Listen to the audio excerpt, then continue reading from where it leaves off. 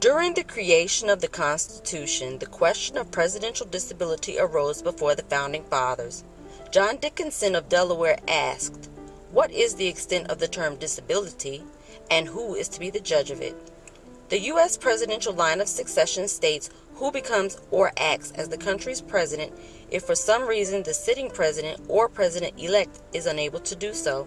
This may be due to incapacity or death, as in the case of President John F. Kennedy, resignation from office, as seen by President Richard Nixon, or removal from office or impeachment, which might have been the fate of President Bill Clinton.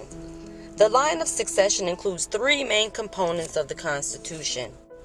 Article 2, Section 1, Clause 6 makes the Vice President first in the line of succession. Section 3 of the 20th Amendment provides that if the President-elect dies before his term begins, the Vice President-elect becomes President on Inauguration Day and serves for the full term to which the President-elect was elected. The 25th Amendment, ratified in 1967, clarified Article 2, Section 1. It stated that the Vice President is the direct successor of the President. John Tyler became the first person to ascend to the presidency in 1841 following the death of President William Henry Harrison. Many congressmen were opposed to Tyler, however, which is why the 25th Amendment became necessary.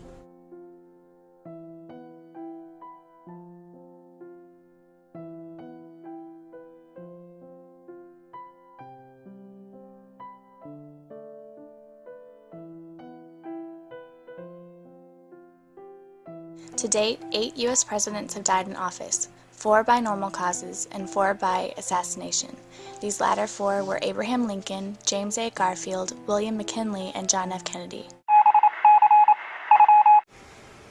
This just in. It has just been confirmed President Kennedy is dead. The president was shot today while on a trip to Dallas.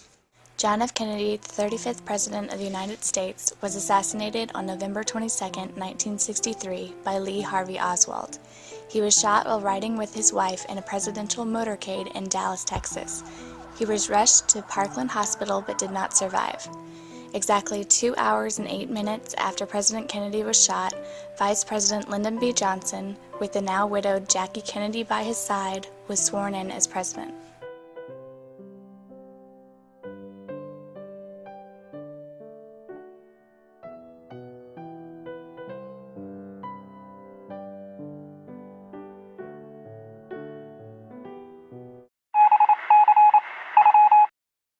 In other news, Richard Nixon has formally resigned as President of the United States after intense speculation and debate over his involvement with the Watergate scandal. It is the first resignation in presidential history. The only president that has ever resigned from office is President Richard Nixon in 1974. Gerald Ford was the vice president at the time, so when President Nixon stepped down, Ford became president. After the Watergate scandal in 1972, President Nixon's political support dropped severely and the chances of being impeached were very high. Instead of letting this happen, he gave up the office of the President of the United States and resigned. His resignation letter was made up of one sentence and it read, "I hereby resign the office of the President of the United States."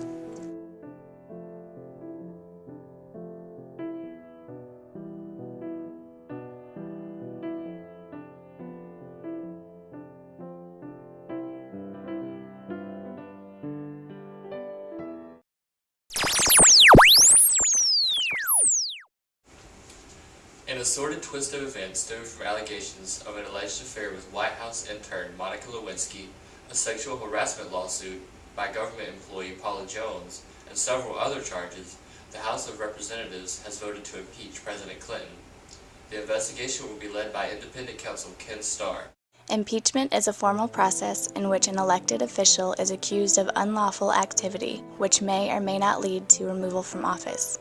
It is a legal statement of charges parallel to an indictment in criminal law. An official who is impeached faces a second legislative vote which determines conviction or failure to convict on the charges embodied by the impeachment. The impeachment process is a two-step procedure.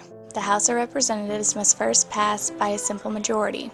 Upon their passage, the defendant is impeached. Next, the Senate tries the accused.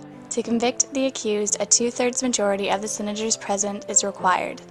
Conviction automatically removes the defendant from office. President Clinton was acquitted by the Senate with less than the two-thirds majority needed to convict. It was only the second impeachment of a president in American history, following the impeachment of Andrew Johnson in 1868. To date, no president has been forcibly removed from office.